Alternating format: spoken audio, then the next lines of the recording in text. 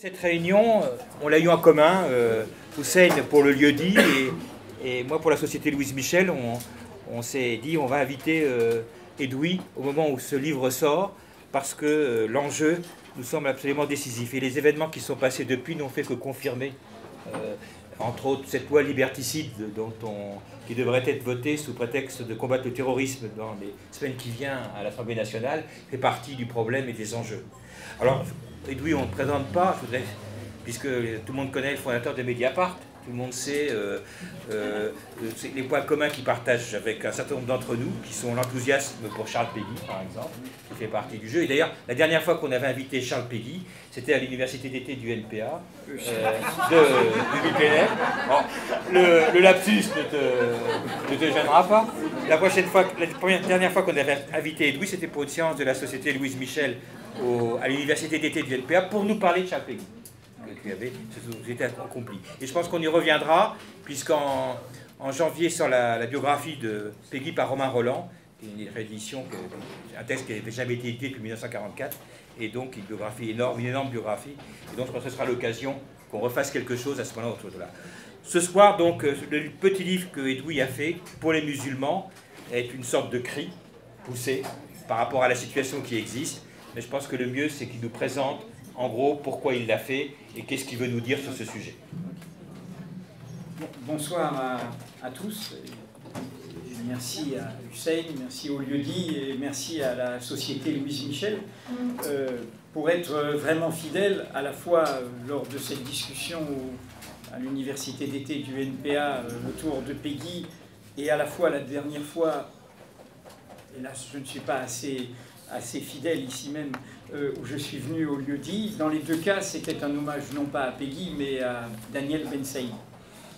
La dernière fois, c'était un dialogue avec Daniel, ici même, le fondateur de la Société Louise Michel, et c'était un dialogue avec Éric Hazan, un trilogue plutôt, que nous faisions ensemble.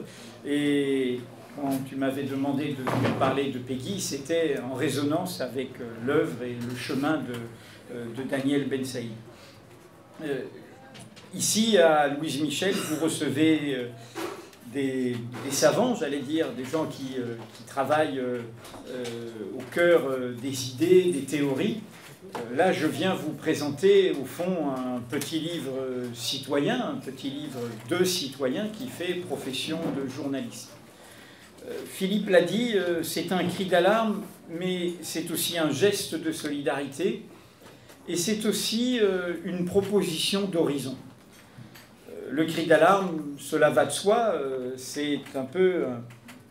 La parution fait que cela tombe en résonance avec ce qui se passe sous nos yeux. C'est un cri contre cette guerre des mondes dans laquelle on veut nous entraîner, ce choc des civilisations, cette croisade qui est montée face comme étant le piège dans lequel ceux qui prétendent nous diriger tombent face aux tenants du djihad. Cette guerre des mondes, elle a comme pendant le fait d'essentialiser des autres qui sont divers, qui sont multiples comme chacun d'entre nous.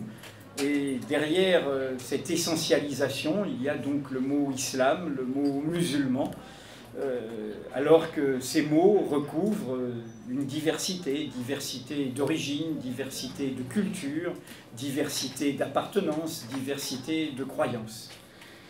Ce mécanisme nous entraînait aveuglement dans la guerre, comme la guerre comme négation de la politique, comme négation d'une démarche où l'on essaye de trouver des réponses politiques, et la guerre, parallèlement, a cette idée que l'autre devient un bloc que l'on ne connaît plus, que l'on ne cherche plus à connaître, et que l'on réprouve en bloc. Donc, pour les musulmans, c'est d'abord le refus de cela, et ce refus a pour point de départ, sous la pression amicale du directeur des éditions La Découverte, Hugues Jalon, une réaction à ce racisme, à cette xénophobie bienséante, convenue, académicienne, intellectuelle, médiatique, que nous entendons de manière très fréquente dans notre débat public.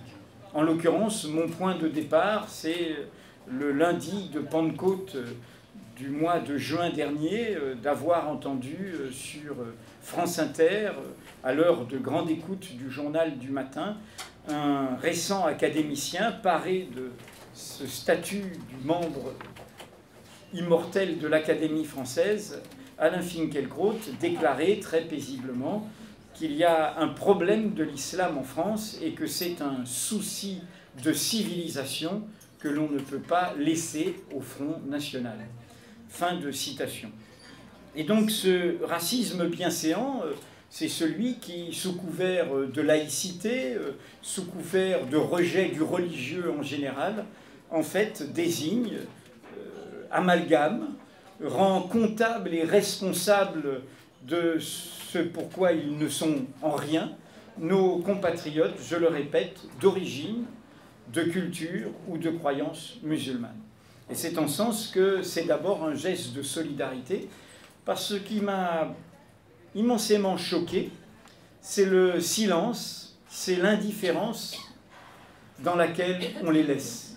Le fait que l'on trouve que tout cela est de l'ordre du débat légitime, du débat d'opinion, et que nous ne ressentions pas nous-mêmes ce que cela peut avoir pour des minoritaires dans une société, ce que cela peut avoir de violence, cette violence immensément lourde qu'est la violence symbolique, cette violence du rejet, cette violence de la solitude, cette violence de la désignation.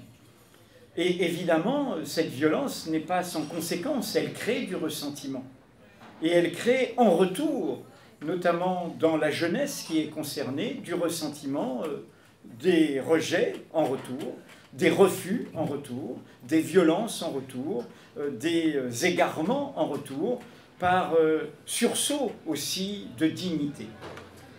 Alors pourquoi ai-je choisi ce titre pour les musulmans ? Vous le comprendrez en lisant le livre, car c'est le ressort du livre. Je pourrais l'expliquer en disant, je dis musulmans comme aujourd'hui, par exemple, dans la société française, dire que c'est une société sur la longue durée de culture chrétienne majoritaire, où des gens peuvent être enterrés de manière religieuse, ou avoir des obsèques religieuses, ou finalement un jour avoir des unions religieuses, mais où en même temps ne sont pas pratiquants, ne vont pas à l'église, ne vont pas au culte. En clair, parler d'une culture chrétienne ne veut pas dire parler de la pratique, forcément, d'un culte catholique ou d'un culte protestant. De la même manière que l'on peut se sentir, et très légitimement, de culture, d'héritage, d'origine juive, que ce soit d'européenne ou que ce soit de la Méditerranée, ashkénaze ou séfarade, et sans pour autant s'identifier au judaïsme comme pratique religieuse.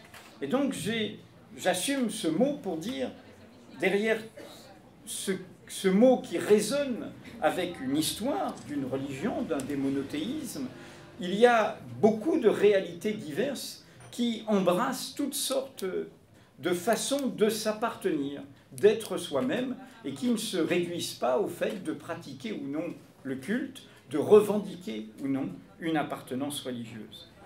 Mais dans cette provocation volontaire de ce titre pour les musulmans, il y a le fil que j'ai voulu tirer. Ce fil, pour reprendre une formule très péguiste et j'allais dire très bensaïdienne, du passé plein d'à présent. Et ce fil, c'est une histoire très importante dans la façon dont la France prétend avoir un universalisme des droits de l'homme, des libertés, des idéaux démocratiques. Et cette histoire, ce fut une guerre civile, presque, pourrait-on dire, et une bataille de la France contre elle-même. C'est l'affaire Dreyfus. C'est au cœur du laboratoire européen que fut la France à cette époque d'invention d'une discrimination, qui est l'antisémitisme moderne, qui, comme dans une modification de quantité en qualité, comme de l'eau qui bout, qui devient de la vapeur, et qui en l'occurrence devient un immense explosif, cet antisémitisme moderne qui ira, comme vous le savez, jusqu'aux crimes contre l'humanité, jusqu'au génocide, jusqu'au fait de tuer des gens, des êtres humains, parce qu'ils ont le tort d'être nés, en l'occurrence juifs ou en l'occurrence tziganes, c'est-à-dire les Roms, parce que les Roms sont aussi présents dans ce livre. Et quel est le mécanisme? Le mécanisme, c'est celui de l'assignation à l'origine. C'est celui de cette essentialisation. Et en l'occurrence, vous retrouvez un mécanisme mutatis mutandis, en écho, assez semblable aux peurs qui saisissent nos sociétés et qui sont exploitées d'en haut par certains. Au fond, c'était l'assimilation des Juifs en général à l'argent, à la finance, et reprenant ce vieux fil de l'antijudaïsme chrétien, mais de l'autre aussi l'assimilation dans le choc de la modernité qui modifiait les communautés juives européennes, dans les diasporas, dans leurs évolutions, dans leur laïcisation. C'était aussi l'assimilation des Juifs à la violence, et en l'occurrence, dans l'antisémitisme moderne, à la violence identifiée au communisme. D'un côté Marx, d'un côté Rothschild, d'un côté le capital, d'un côté le communisme.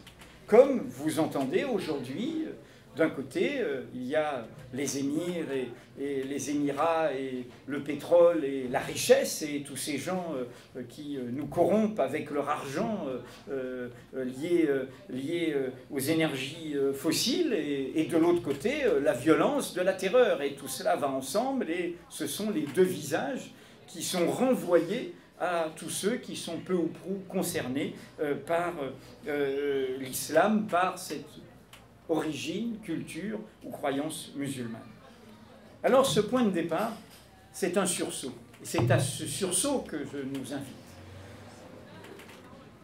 Dans l'histoire de l'affaire Dreyfus, et c'est très intéressant dans la séquence que tu évoques, je fais un petit détour. Nous avons donc cette loi antiterroriste, énième loi, nouvelle loi, passant 18 mois après la précédente, qui, au nom du cheval de Troie de l'antiterrorisme, s'attaque à nos libertés, et aux libertés de tous, et notamment aux libertés de l'espace public numérique.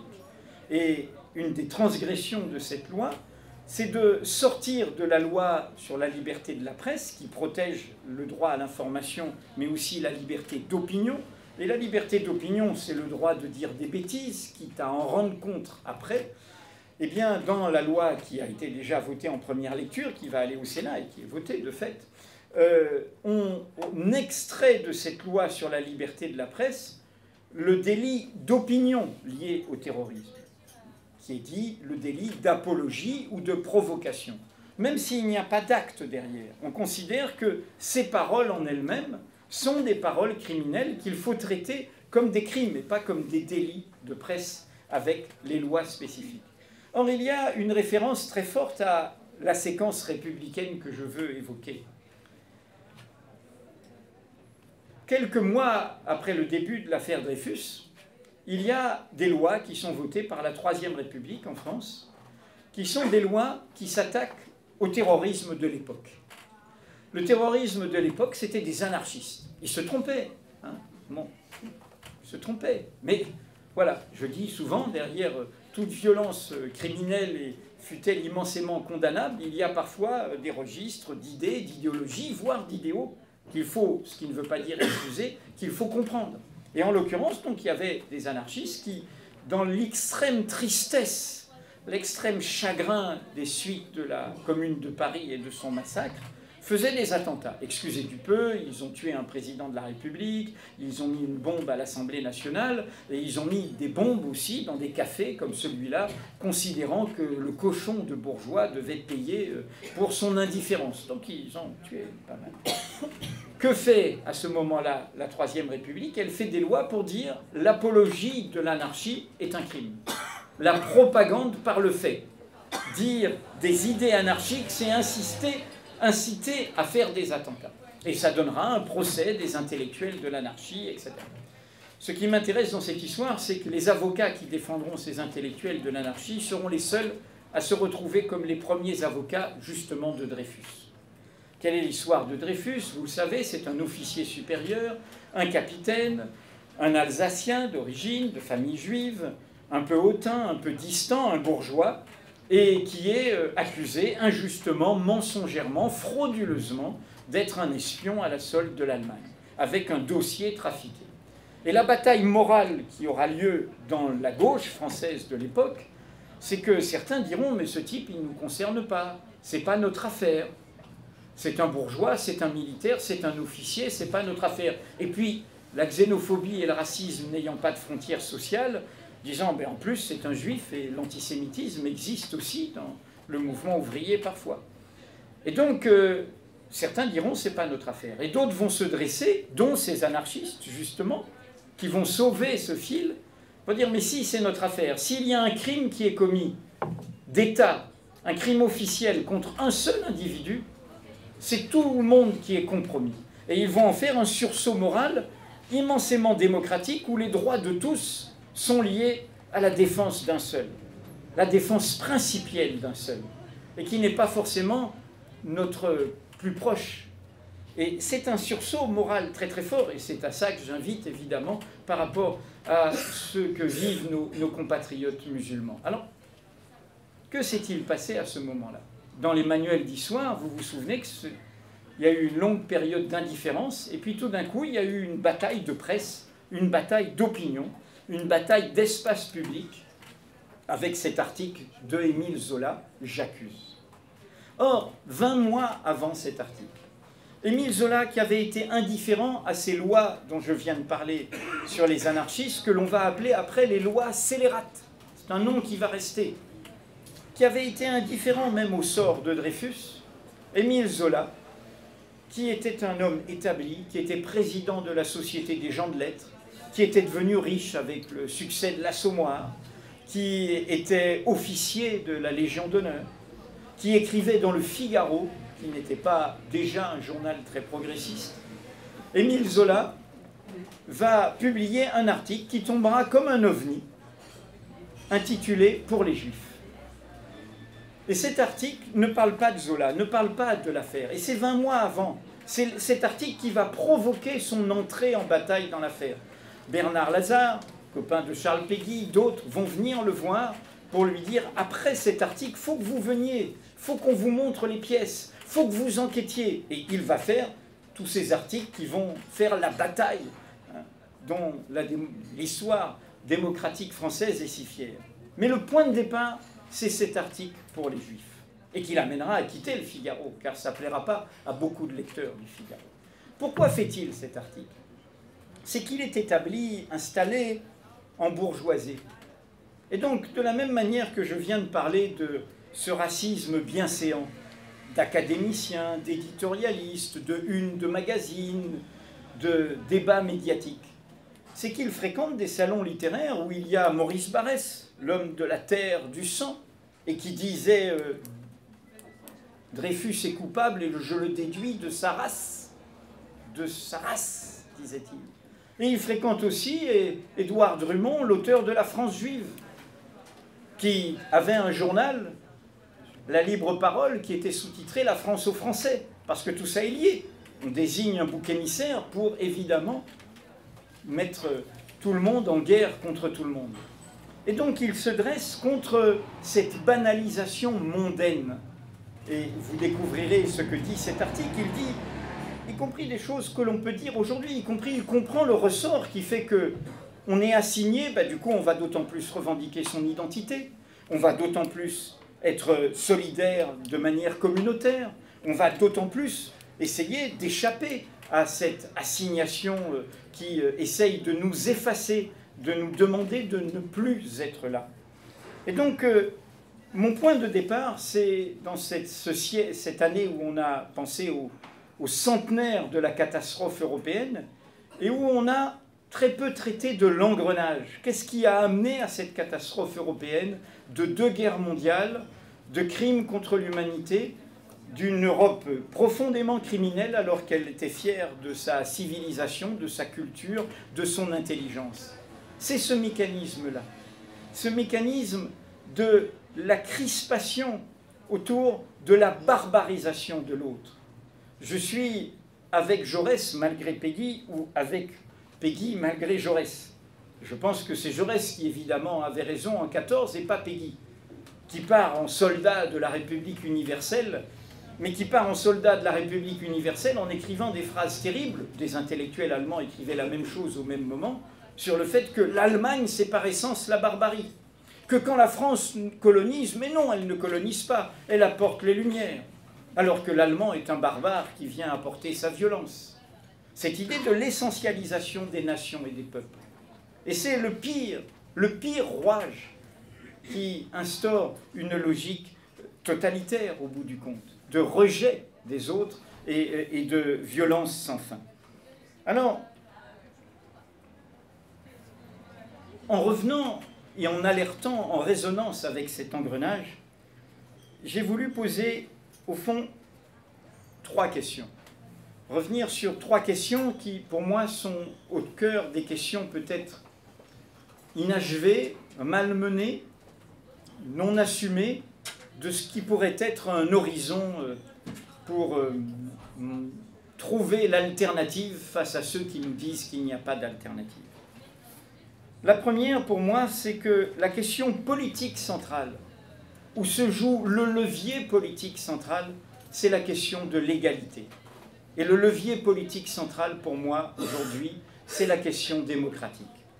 C'est le fait que le n'importe qui de la démocratie fonctionne vraiment.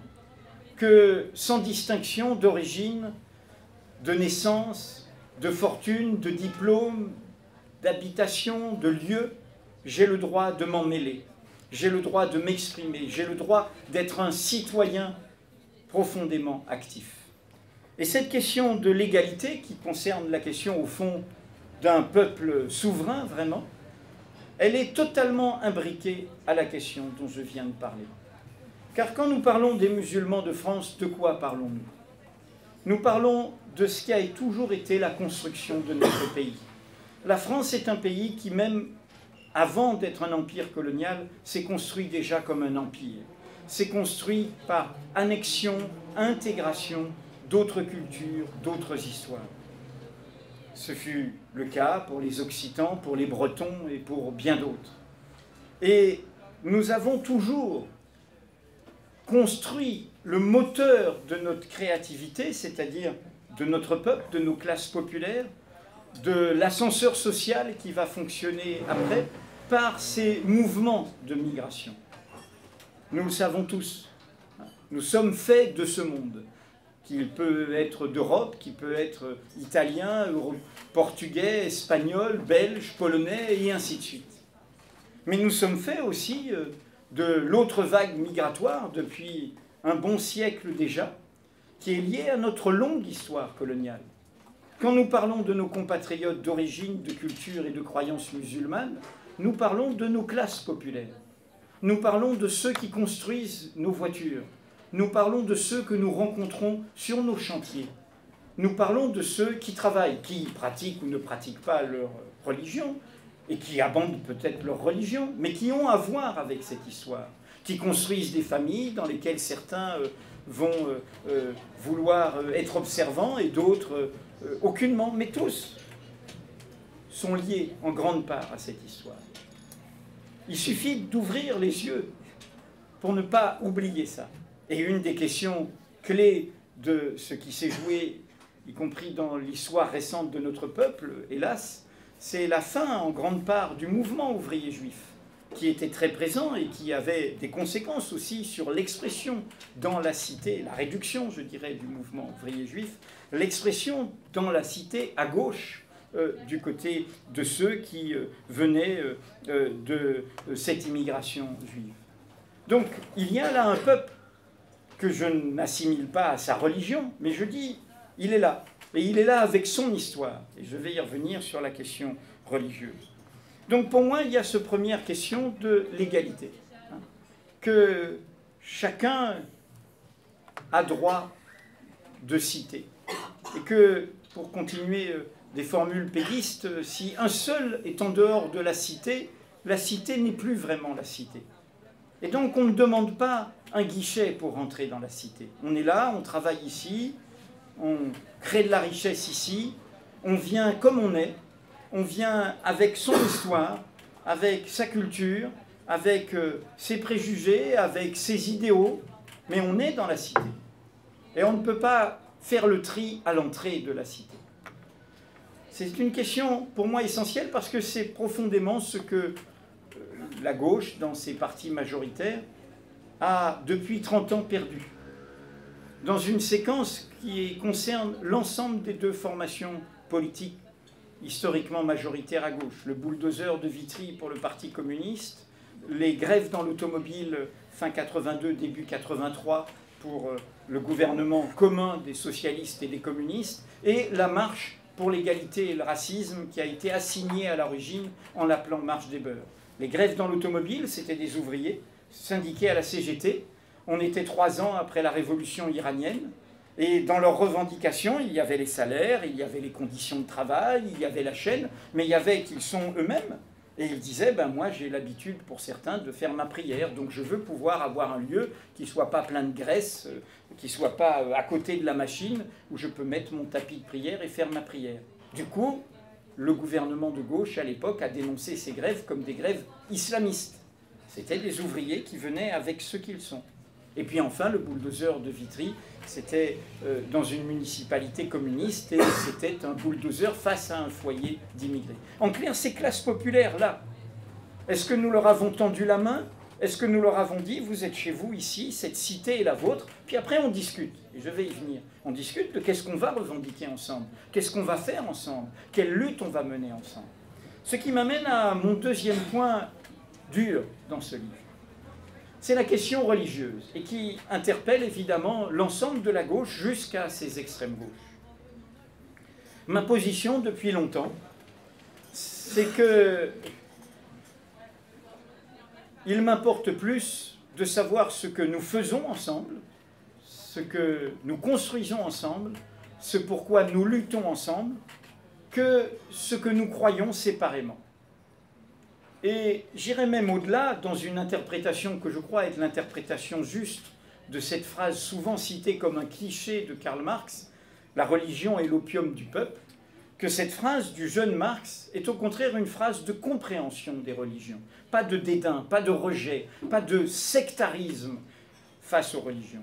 Que dit Marx dans cette phrase? Il dit que quand on est dominé, quand on est opprimé, quand on est exploité, eh bien parfois on n'a que cette espérance-là.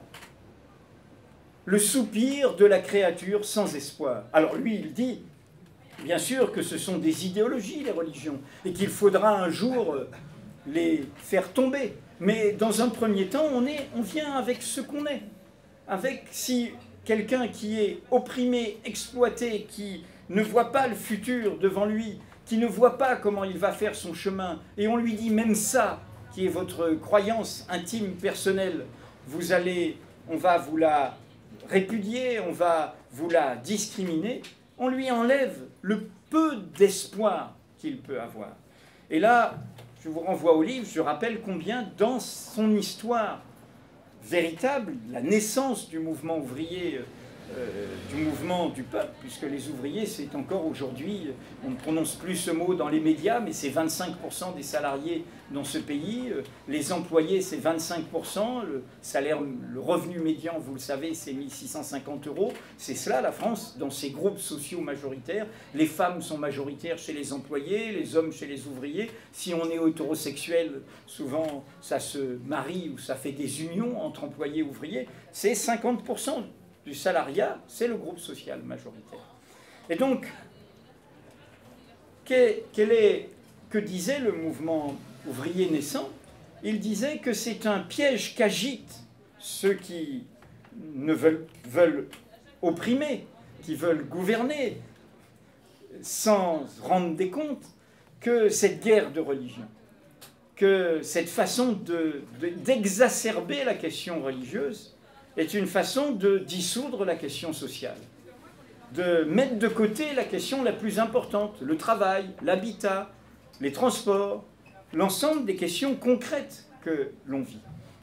Et je rappelle que de ce point de vue, dans un chapitre, la lecture très présente souvent dans les débats français d'aujourd'hui de la loi de 1905 est une lecture erronée. La loi de 1905 n'est pas une loi de préjugés vis-à-vis des religions. C'est une loi faite d'abord pour sortir du face-à-face d'un État qui utilise ce conflit avec leur religion en face-à-face avec une religion, dans le cadre du Concordat, qui est l'Église catholique, qui dit « je suis dans ce pays », qui est la fille aînée de l'Église. Donc il y a les catholiques, l'État, le catholicisme, l'État et le pape, et c'est un mano à mano unique. Ceux qui vont faire la loi de 1905, qui s'intitule « Loi de séparation des églises et de l'État », c'est d'abord une loi de reconnaissance, et c'était un séisme à l'époque, des cultes, des croyances minoritaires. Et en l'occurrence, des protestants, catholiques et protestants se sont sacrément étripés et égorgés, tout pareil, hein, entre nous, puisque c'était les armes de l'époque, hein, on égorgeait plus qu'on ne pouvait tuer avec des balles pendant les guerres de religion, et évidemment du judaïsme, des juifs. C'était la reconnaissance des cultes minoritaires. Et les initiateurs de cette loi de 1905, Jean Jaurès et Aristide Briand, n'auront de cesse de dire « nous voulons clore une querelle pour passer à un autre agenda, pour sortir de ce ratiocinage, de ce piétinement. » Et l'autre agenda, c'est la durée du travail. L'autre agenda, c'était déjà la question des retraites, c'était la question de la sécurité des travailleurs. C'était toutes ces questions-là qu'ils voulaient mettre à l'agenda comme les questions prioritaires. Celles qui font que tu crois au ciel ou pas, ce qui va créer des solidarités entre nous, et c'est cela qui est le vrai mouvement de laïcisation. Et c'est ce qui s'est passé. Cette loi a donné la jeunesse ouvrière chrétienne ou la jeunesse étudiante chrétienne ou les prêtres ouvriers, c'est-à-dire des gens qui vont du coup dans la lutte ensemble et qui disent « bon, je crois, j'ai ma croix, je vais à l'église le dimanche, mais je suis dans le piquet de grève, je suis dans l'usine, je travaille, je construis quelque chose. » Le ratiocinage, nous y sommes. Je le rappelle, dans ce livre, il y a eu cet été un appel du magazine Marianne avec les mêmes initiatrices sur la grande question, c'est l'agression contre la laïcité en France. Les mêmes initiatrices que quoi? Qu'un appel précédent, il y a 25 ans, dans le Nouvel Observateur, qui parlait, excusez du peu, et vous voyez combien la mèche a été allumée, de Munich de l'école républicaine. C'est quoi Munich, hein? C'est le pacte avec le nazisme et l'aveuglement avant la guerre mondiale. Et déjà, on le disait, Munich, reniement, des grands mots, pour dire on va être en guerre contre qui? Ah, contre celle qui voulait porter un foulard. C'est comme ça que la mèche a été allumée. Et ce piétinement, ce ratiocinage, et c'est documenté aujourd'hui par la Commission consultative des droits de l'homme, est le pire cheval de Troie de l'extrême droite.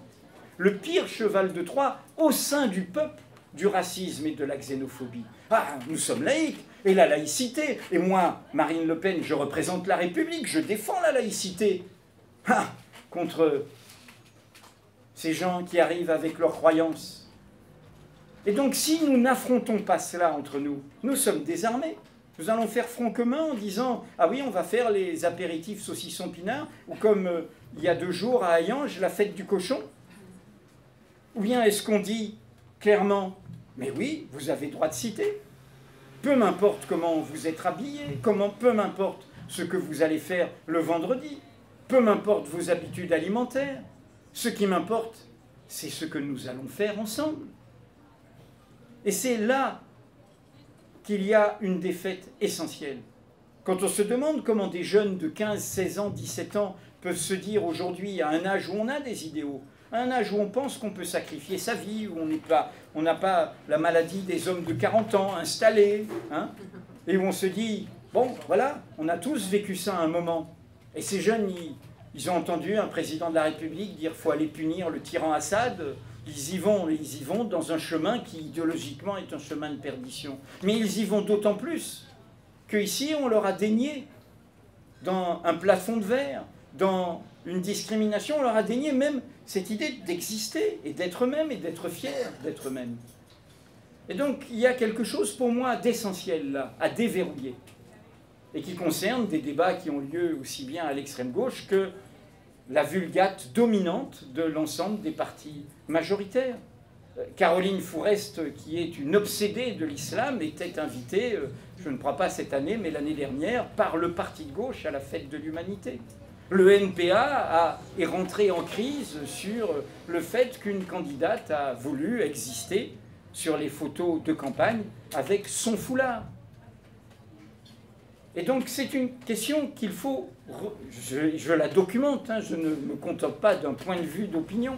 J'explique un peu l'histoire de la laïcité réelle, et non pas ce laïcisme qui est à la laïcité ce que l'intégrisme est aux religions. Enfin, la troisième question, et je vais arriver à la conclusion que je voulais, qui est pour moi un nœud essentiel. J'ai dit donc cette question de l'égalité qui est au cœur de la question démocratique, qui en fait remet en cause l'idée qu'il y ait des sachants, compris aussi des avant-gardes qui parlent à la place du peuple. Il faut arriver à ce que le peuple retrouve une conversation égale, démocratique, avec son expérience, avec ce qu'il vit lui-même, et qu'on arrive à l'entendre.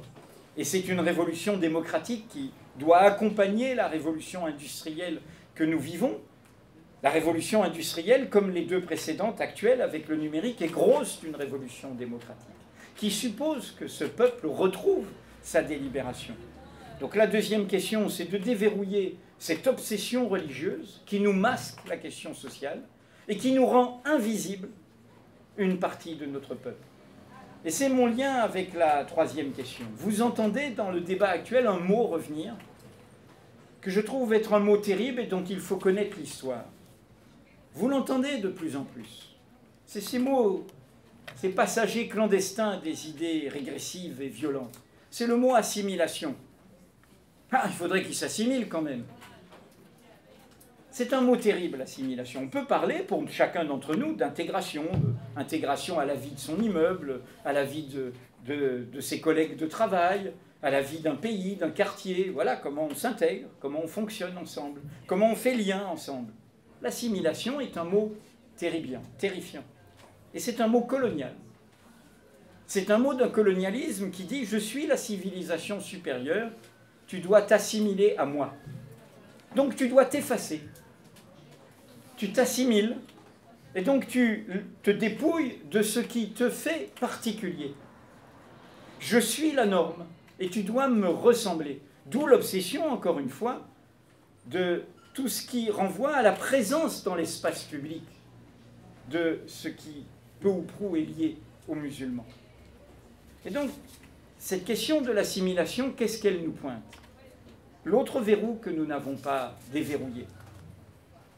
Nous avons déverrouillé la question de la France à Vichy, de la responsabilité des élites économiques, politiques, intellectuelles françaises dans le génocide dont les Juifs d'Europe ont été victimes. Beaucoup plus nos élites que le peuple. C'est pour ça qu'une bonne partie des Juifs français ont été protégés, sauvés. Ce n'était pas un antisémitisme aussi populaire que dans d'autres régions, heureusement. Mais c'était un antisémitisme d'État, d'intellectuels, d'idéologues, qui allait de soi, bienséant. Nous avons déverrouillé cela il y a peu, contre un président socialiste à l'époque, qui verrouillait ce placard, François Mitterrand. Et nous l'avons déverrouillé, faisant qu'aujourd'hui, y compris de manière indue, puisque ceux qui parlent en leur nom ne les représentent pas, je pense au CRIF, on peut dire, à juste titre, qu'on est juif et français. Les deux, pas l'un sans l'autre.